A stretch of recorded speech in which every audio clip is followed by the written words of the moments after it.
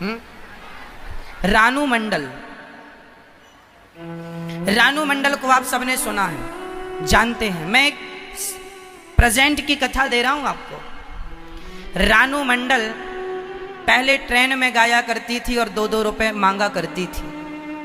उसके गाने की किसी ने वीडियो बनाई, फिल्मी दुनिया तक पहुंची, स्टारों ने बुलाया, उसका खूब सम्मान किया, आदर किया और वो रातों रात स्टार बन गई, रातों रात सक्सेस हो गई। सक्सेस हो तो गई, रातों रात सफल हो तो गई, लेकिन जितनी तेजी से ऊपर गई उतनी तेजी से नीचे आई। क्यों? क्योंकि इसने कभी जीवन में असफलता का मुंह नहीं देखा। असफलता की सीढ़ियों को चढ़ता हुआ जो ऊपर जाता है वो ऊपर ही रहता है, वो नीचे नहीं आता। क्योंकि अनुभव है कि असफलता ऐसे मिलेगी, इसलिए गलती नहीं करना। उसने वो गलतियां कर दी वहां जाकर के, टॉप में जाकर के। वो अपने सुर संभाल ना पाई, वो अपनी ताल संभाल ना पाई, वो अपना नाम, वो अपनी इज्जत ना संभली। धन भी जल्दी संभलता नहीं है। आपको 1 करोड़ रुपए मिल जाएं, आप पागल हो जाएंगे, क्या करूं इसका, हैंग हो जाएंगे।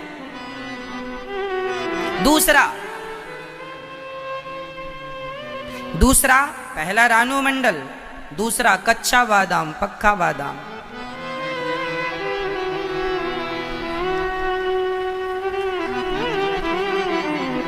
जितनी तेजी से ऊपर गए, जहां की तहां आ गए। हम आपको ये नहीं कहते कि आप प्रयास ना करें, करें, पर जीवन में यदि असफल आप हुए हैं तो आप घबराएं नहीं। असफल आप हुए हैं, आप परेशान बिल्कुल ना होएं। आपकी असफलता ही आपकी सीढ़ी है सफल होने तक, आपको वहां तक पहुंचाएगी यह सफल। इसलिए धीरे धीरे कामयाब, जो व्यक्ति धीरे धीरे कामयाब होगा वो सदा कामयाब रहेगा। जो एकदम से कामयाब हो जाएगा, समझ रहे हैं? ऐसे कितने उदाहरण आपको मैं बता दूं कि जिन्होंने रातों रात नाम कमा लिया, इज्जत कमा ली, लेकिन टिकी नहीं। और याद रखना, नाम कमा लेना, इज्जत कमा लेना, पैसा कमा लेना बड़ी बात नहीं है। सदा उस नाम इज्जत को बनाए रखना बहुत बड़ी बात है। धन कमा लेना बड़ी बात नहीं है दोस्तों, भाइयों, उस धन को मेंटेन करना बड़ी बात है। लग्जरी जिंदगी जीना बड़ी बात नहीं है, उस लग्जरी स्टाइल को बनाए रहना बड़ी बात, मेंटेन करना, उस लेवल को मेंटेन करना बड़ी बात है। और ये कब आएगा? आपकी मेहनत से। आपके सफल और असफलता के बीच में जो चुनौतियां हैं आपके सामने, उनसे आप सीखते चले जाएंगे। कुछ ज्ञान ना समय के पहले नहीं आता। कुछ ज्ञान समय के एक गुरु सिखाता है और एक समय सिखाता है। फर्क इतना है, गुरु सिखाकर इम्तिहान लेता है और समय इम्तिहान लेकर सिखाता है, बस इतना ही अंतर। समय तुम्हें मौका नहीं देगा।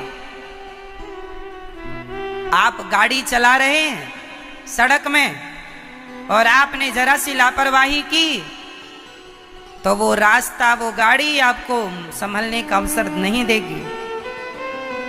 वहां तो आर पार की बात होगी। यदि आप लापरवाह हैं तो वहां कोई चांस नहीं है। गुरु के सामने गलती करोगे तो गुरु समझाएगा, चल ये गलती सही कर। पर रास्ते में, सड़क में गाड़ी चलाने में गलती की तो वहां केवल डिसीजन होगा, निर्णय होगा, वहां पर सिखाया नहीं जाएगा। क्यों जी? सही है।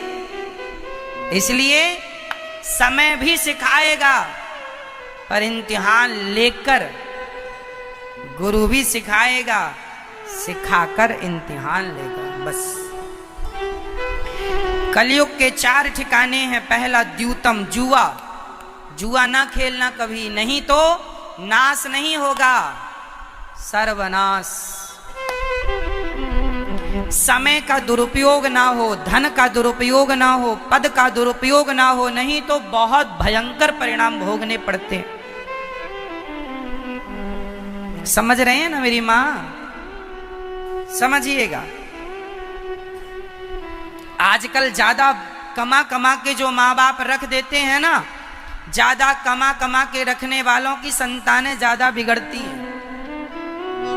बच्चों को लगता है बाप के पास है, हमें करने की क्या जरूरत, हमारे पास कोई प्रॉपर्टी की कमी थोड़ी है।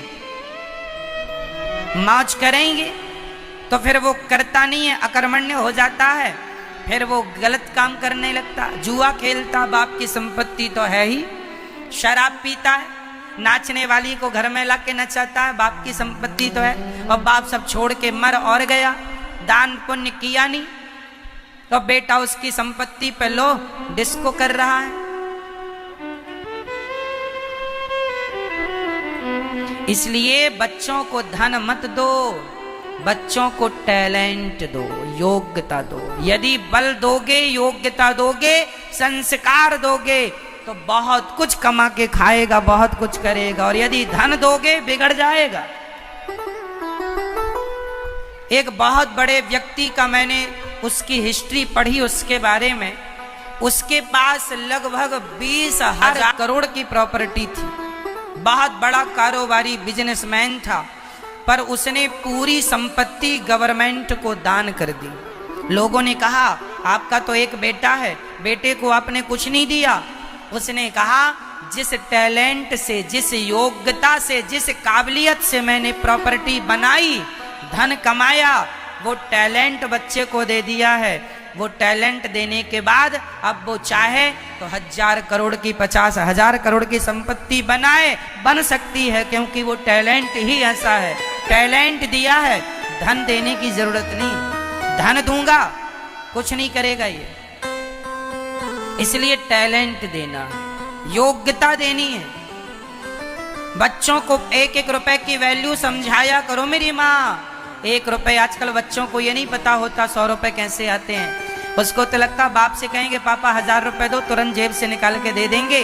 उसे ये नहीं पता कि 1,000 रुपए कमाने में पसीना कितना बहाना पड़ता है। और यही बच्चे फिर पैसे की वैल्यू ना समझ के गलत रास्तों पर जाते हैं। मेहनत का पैसा होगा, आदमी समझ के खर्च करेगा, फोकट का होगा तो ऐसे ही उड़ा देगा। हाँ या ना? आप लोग कमाते हैं कुछ के नहीं, के बाप के टुकड़ों पे पल रहे हैं? क्यों? अपना कमाया करो, अपना खाया करो। बाप की रोटियां भी नहीं खानी चाहिए। अब बड़े हो गए हो, समझदार हो गए हो, 25 साल का हो गया छोरा, अब अपने से कमाओ, खाओ। हम 17 साल की, 16 साल, जब 16 साल के थे तब आखिरी बार हमने अपने पिता से कुछ पैसे मांगे थे। 16 साल में मेला देखने के जाना था तो मांगे थे 5 रुपए, दिया था 2 रुपए पिताजी ने। 2016 में नहीं, सॉरी 2016 में नहीं, जब हम 16 साल के थे, जब हम 16 वर्ष के थे तब की ये बात है। तो आज से घटा दीजिए आप, लगभग 15 साल घटा दीजिए,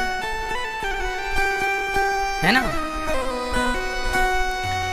हमने पिताजी से 16 साल की, 15-16 साल की आयु रही होगी, गांव में मेला लगा था, मांगे थे 5 रुपए दीजिए, झूला झूलना है, 5 रुपए नहीं 2 रुपए पकड़ा दिया। बस वो मेरा 2 रुपए आखिरी था पिताजी से मांगना 16 साल की उम्र के बाद। उसके बाद आज तक मैंने अपने पिताजी से 1 रुपए नहीं लिया। जो बना है सेवा करता हूं बस। जीवन